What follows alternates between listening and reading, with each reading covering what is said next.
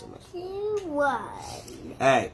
What's up, family? It is none other than your boy Jay Giddens, the father. As usual, remember to be positive, be optimistic, and keep positive people in your circle. I have my third youngest daughter here, my middle child, Jade Giddens, okay? And she's going to join me for this live, okay? The title of this live is The Importance of Food and Health, okay? And I also wanted her to join because I want to express the importance of making sure that your children know these things, right? Because the reason a lot of people's children are sick, like a lot of people's kids get sick. Their kids are sick often, right? And this happens because their children are ignorant. Like really, the children are ignorant. One thing that I believe in is teaching your children to not need you. I don't raise my daughter. My daughter's 5, right?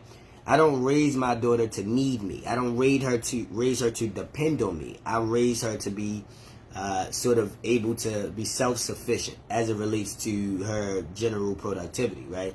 And I do this by giving her knowledge. Let me give y'all an example. Jade, how many states of matter are there? 3. Okay, what are the 3 states of matter? Liquid, gas, solid. Right, give an example of them.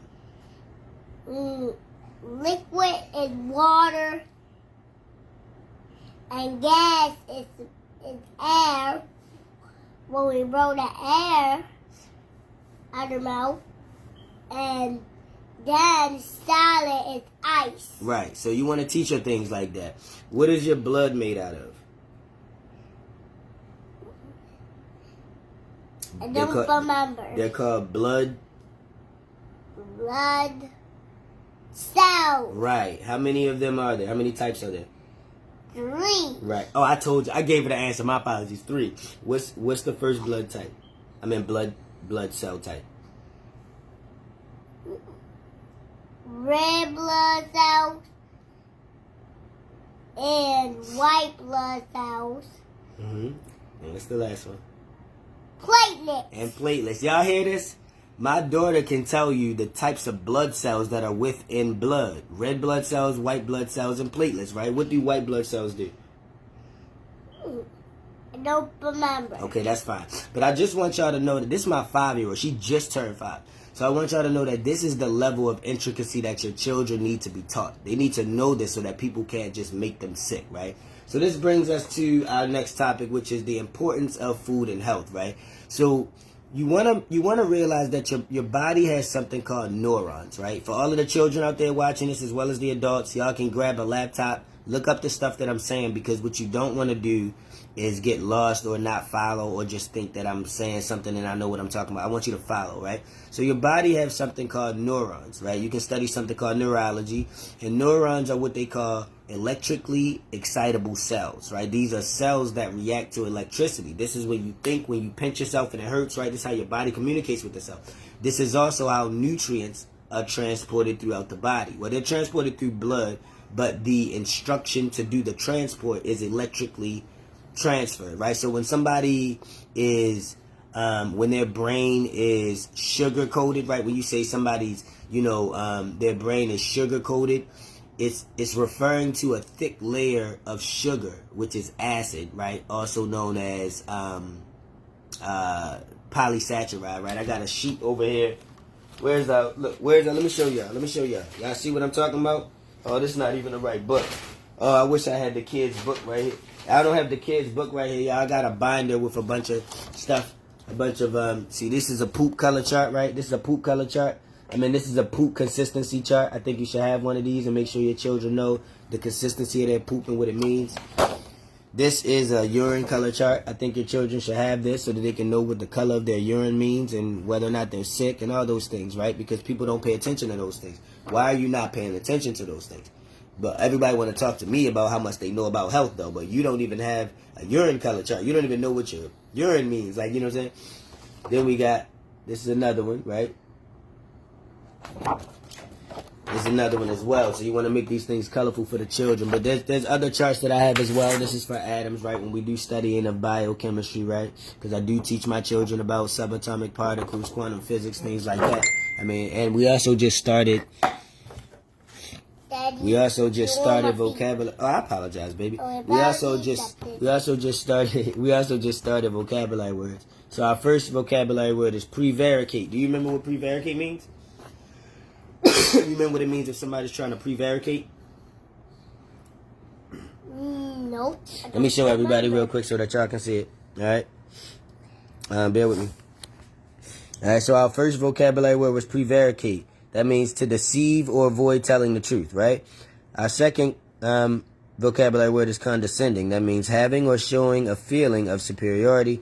And then our third word is clairvoyant, which is one who has the supernatural ability to perceive events of the future. Psychic, right? So, and I teach my children these particular words because each word comes with a lesson, right? When you teach your child about prevaricate, and I know this is about food and health, I apologize, but real quick. You teach your child about prevaricating, you're teaching them about deception and people lying.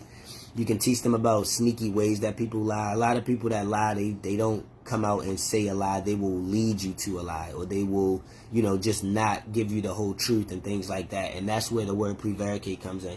Condescending comes in when you're teaching your child that everyone must respect them. They must earn respect. You get what I'm saying? So when you're teaching your child about somebody speaking to them condescending, like if your child was in school, teaching them the word condescending will help them identify when somebody is speaking in a downward, energy to them, like trying to push them down. Because we don't teach our children to allow anybody to speak to them in a way that is lesser than.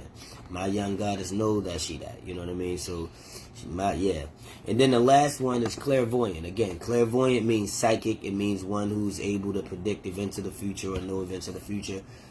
This is something that I would want them to know about I want my children to know about supernatural existence in general, right? So the fact that word, they don't create words unless something exists about it, right? Like they wouldn't make a word hot unless there were things that could get hot, right? You wouldn't make a word that means somebody that can jump up and clap their feet 25 times and hit their elbow on the ground and scream, ooh. You wouldn't make a word saying somebody could do that unless you saw somebody doing that. Or unless it was feasible that somebody could do those kinds of things, right? So you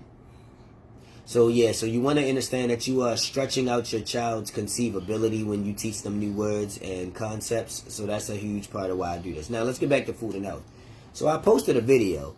What made me do this live, I was with my young goddess. I posted a video about a guy who had stage 4 cancer, melanoma, right? Melanoma, for those who don't know, this involves the degradation of melanocytes, okay?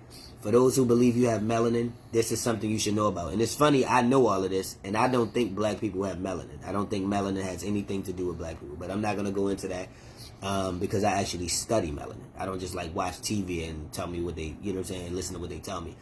But again, melanoma is it's a type of cancer that affects eumelanin, right? Eumelanin is one of 5 types of melanin, right? Melanin are melanocytes that come from a process called melanogenesis, which takes place in the central nerve cells of your, the fetus, right? So when you are in the initial state of the embryo, at that point, there are processes such as melanogenesis that take place that form hair, your skin complexion, all of those, the inner linings of your body, all of those things are produced during a process called melanogenesis. Eumelanin is one of 5 types of melanin, which determines your skin.